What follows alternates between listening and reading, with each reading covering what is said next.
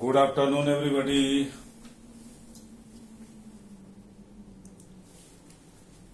Good afternoon. हम लोग last class में बात कर रहे थे इलेक्ट्रिक चार्ज का, और इलेक्ट्रिक चार्ज में हम लोग चार्ज के कुछ प्रॉपर्टी के विषय में बात किए थे, और उसमें जो इम्पोर्टेंट चीज था वो ये था कि charge is an invariant physical quantity.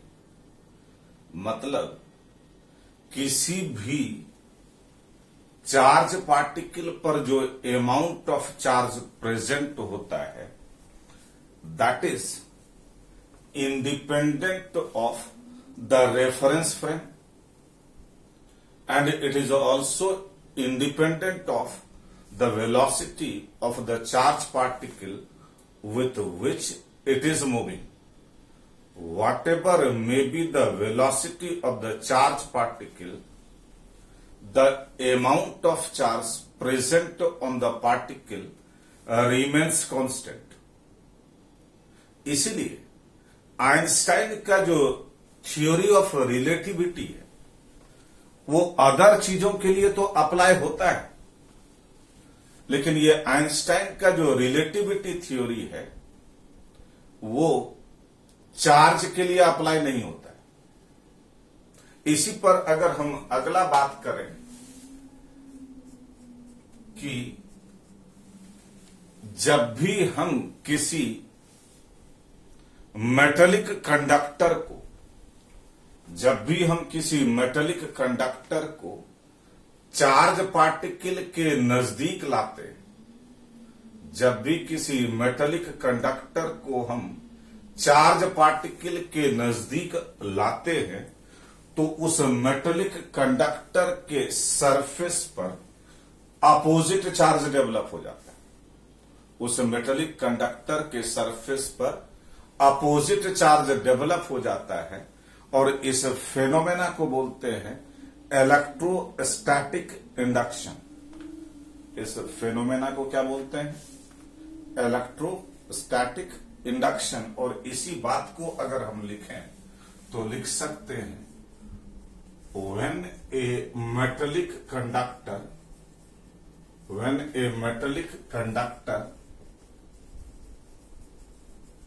is placed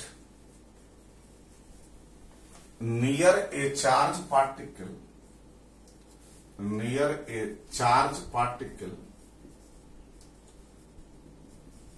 comma, there develops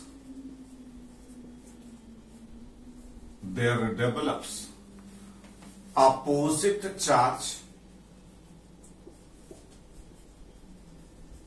on the surface of conductor.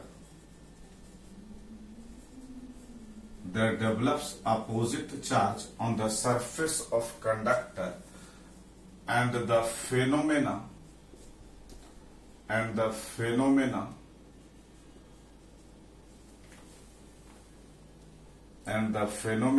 is known as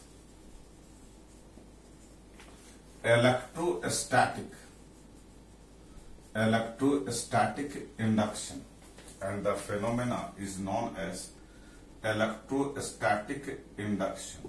मतलब ये है कि अगर मान लीजिए कि यहां पर हम एक पॉजिटिव चार्ज पार्टिकल को रखते हैं और इस पॉजिटिव चार्ज पार्टिकल के नजदीक किसी भी शेप और साइज के एक मेटेलिक कंडक्टर को रखते हैं तो उस कंडीशन में इस मेटेलिक कंडक्टर के सरफेस पर अपोजिट चार्ज डेवलप हो जाता है, और इस फेनोमेना को हम बोलते हैं इलेक्ट्रोस्टैटिक इंडक्शन। ये क्यों होता है, कैसे होता है, इस पर तो हम लोग आगे बात करेंगे।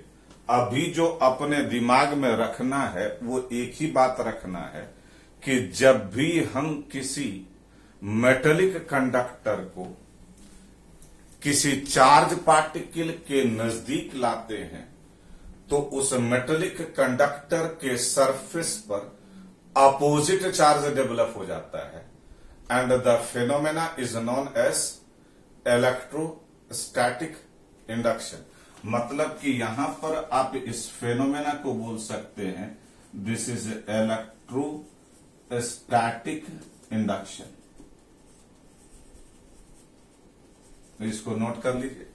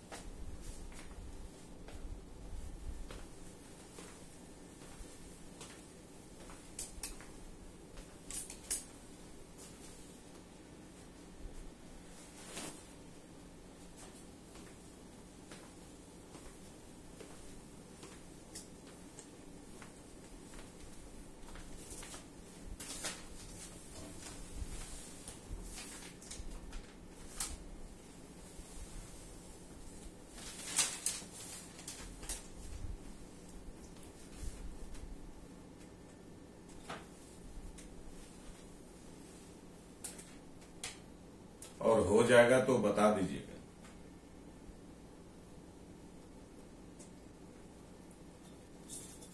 और लोग को भी नोट करने दो।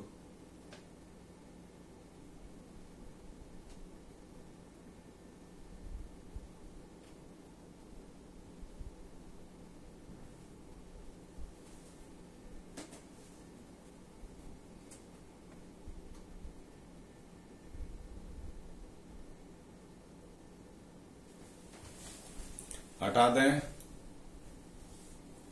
अब हम लोग अगला बात करते हैं। बेसिकली किसी भी चार्ज पार्टिकल पर कितना अमाउंट ऑफ चार्ज प्रेजेंट होगा, ये बात अपने को पहले से पता है। ये तो इस बात पर डिपेंड करेगा कि उस पार्टिकल में, उस बॉडी में कितना डेफिशिएंसी ऑफ इलेक्ट्रॉन्स है या कितना एक्सेस ऑफ इलेक्ट्रॉन्स है। और जो नंबर ऑफ डेफिशिएंसी और एक्सेस ऑफ इलेक्ट्रॉन्स है वही डिसाइड करेगा कि पार्टिकल पर कितना अमाउंट ऑफ चार्ज प्रेजेंट है। इसीलिए हम लोग बोलते हैं कि the charge is quantized. The charge is quantized, that is the amount of charge present on a particle, charge present on a particle is integral multiple of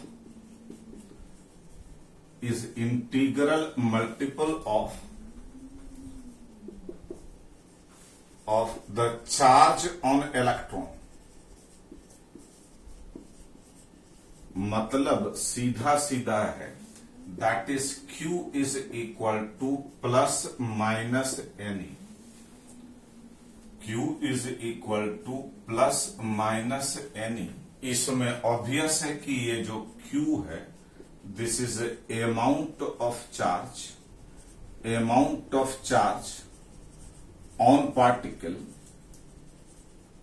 और ये जो N है ऑब्वियस है कि नंबर ऑफ इलेक्ट्रॉन्स है, कि कितना electrons का डेफिशिएंसी है या कितना इलेक्ट्रॉन्स का एक्सेस है। तो ये सिंपली हो गया नंबर ऑफ इलेक्ट्रॉन्स। और इसी में ये जो E है this E is the charge on electron. और किसी इलेक्ट्रॉन पर कितना चार्ज होता है ये अपने को पहले से पता है, 1.6 इंटू 10⁻⁻⁹ कूलम। लेकिन इसी में जो पॉजिटिव चार्ज है, इस पॉजिटिव चार्ज का मतलब है, क्या मतलब है? Deficiency of electrons. Positive charge का क्या मतलब है? Deficiency of electrons. Deficiency of electrons. और नेगेटिव चार्ज का मतलब है excess of electrons. Excess of electrons. हालांकि इस पर और डिटेल में बात करेंगे, लेकिन एक बात क्लियर है कि किसी भी पार्टिकल पर जो अमाउंट ऑफ चार्ज प्रेजेंट होता है, that amount of charge is integral multiple of the charge on electron. Integral multiple of the charge on electron मतलब कि किसी भी पार्टिकल पर जो अमाउंट ऑफ चार्ज डेवलप होगा, या तो 1 इलेक्ट्रॉन के डेफिशिएंसी के कारण होगा, या 2 इलेक्ट्रॉन के डेफिशिएंसी के कारण होगा, या 10 इलेक्ट्रॉन के डेफिशिएंसी के कारण होगा, 1.5 इलेक्ट्रॉन्स के डेफिशिएंसी के कारण नहीं होगा, 1.75 नंबर ऑफ इलेक्ट्रॉन्स के डेफिशिएंसी के कारण नहीं होगा, 3.5 इलेक्ट्रॉन्स के डेफिशिएंसी के कारण नहीं होगा। जब भी किसी भी पार्टिकल पर जो अमाउंट ऑफ चार्ज डेवलप होगा, that amount of charge is integral multiple of the charge on electron. Integral multiple of the charge on electron. Is it clear? Okay, पहले इसको नोट कर लीजिए, फिर और बात करते हैं।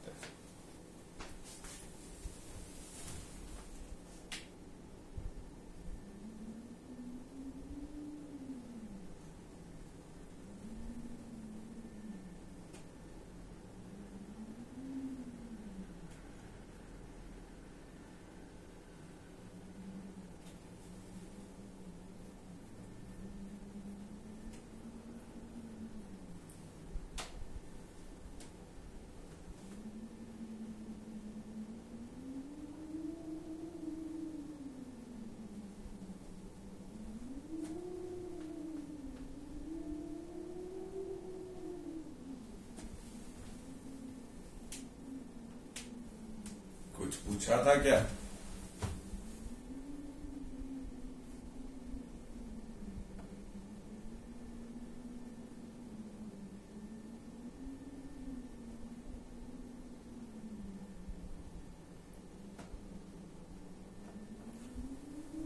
फिर से पूछ सकते हो, क्या पूछा था?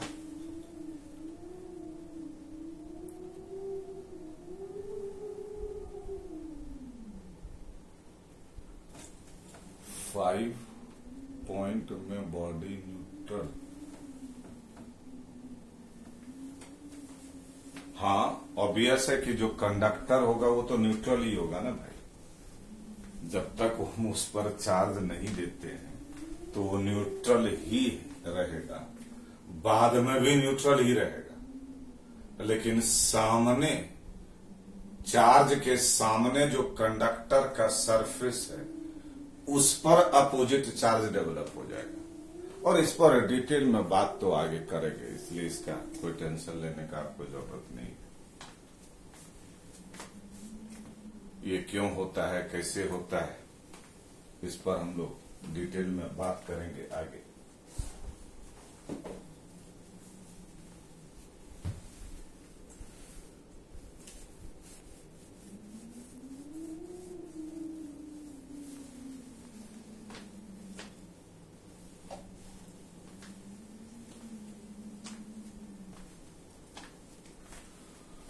हो गया?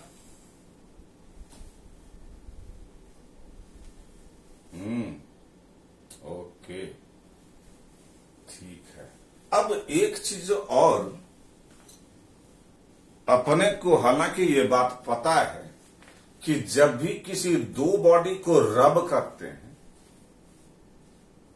तो जब भी किसी दो बॉडी को रब करेंगे तो एक से इलेक्ट्रॉन का ट्रांसफर दूसरे में होगा।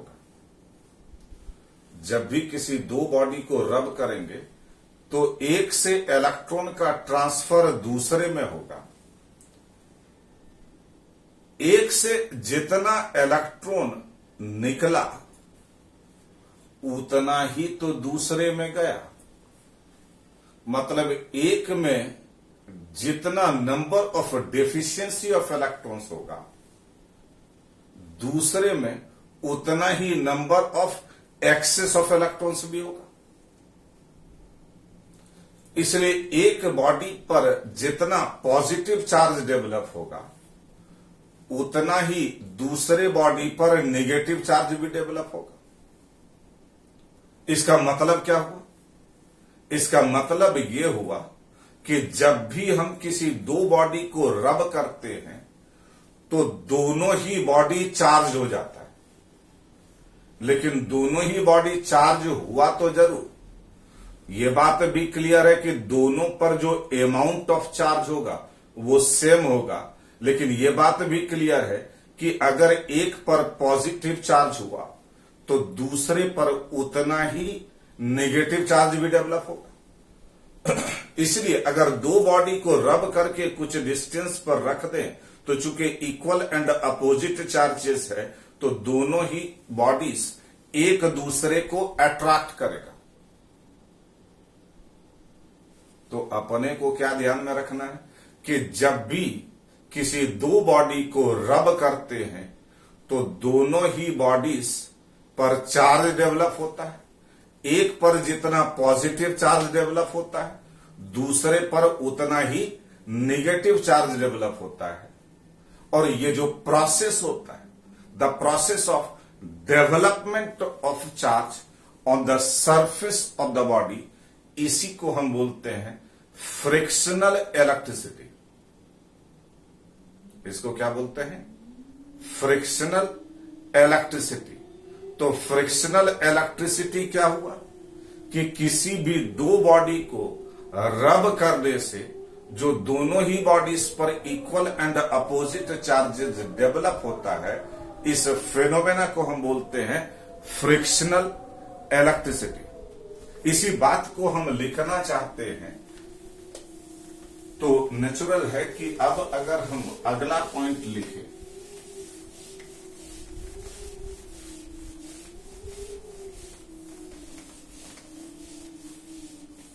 तो क्या लिख सकते हैं? When two bodies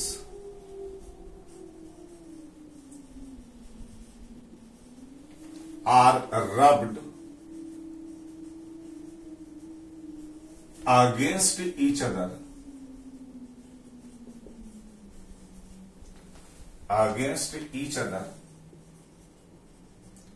then there develops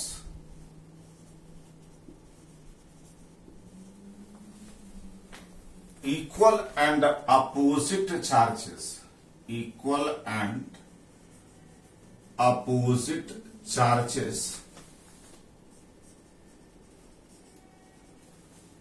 on the surface of two bodies, and the phenomena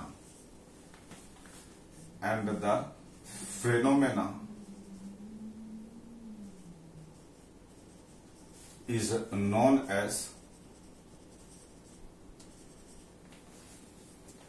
frictional electricity।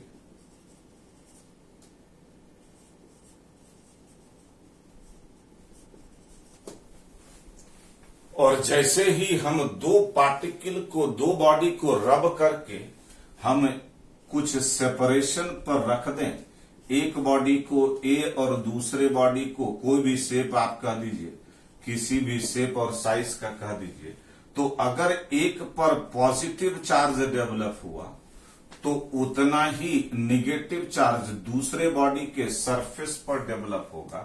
अगर हम इसको प्लस क्यू कहते हैं तो इस पर माइनस क्यू होगा।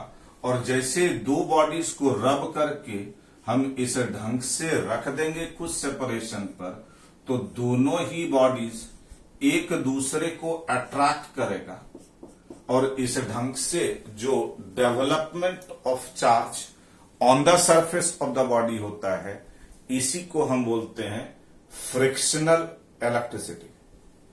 इसको नोट कर लीजिए।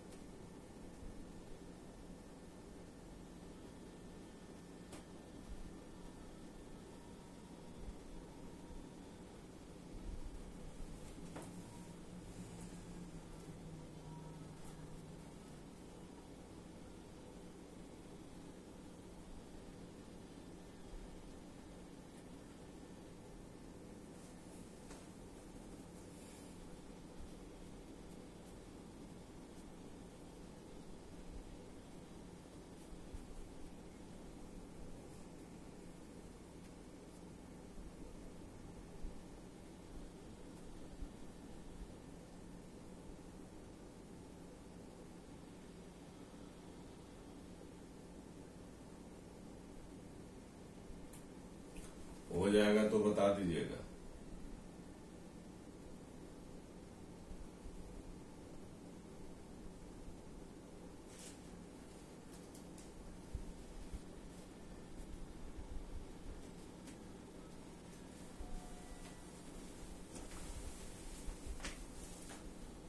हो गया? नहीं हुआ? हाँ, ऐसे करो ना। हाँ, अब ठीक है। अब अगर हम इसी पर एक दो क्वेश्चन का बात करें तो इसमें पहला क्वेश्चन जो कि ये मार्केट में हिट क्वेश्चन है, सब बुक में मिलेगा आपको, और वो ये कि अगर हम कहते हैं कि एक पार्टिकल पर +1 कूलम्ब चार्ज है, एक पार्टिकल पर जो टोटल चार्ज है वो कितना है? +1 कूलम्ब है। तो ये बात क्लियर है कि भाई जैसे ही पार्टिकल पर पॉजिटिव चार्ज है तो ये बात तो अपने को क्लियर है कि उस पार्टिकल में डेफिशिएंसी ऑफ इलेक्ट्रॉन्स होगा। ये बात क्लियर है। लेकिन कितना इलेक्ट्रॉन का डेफिशिएंसी होगा? अगर किसी एक इलेक्ट्रॉन का, एक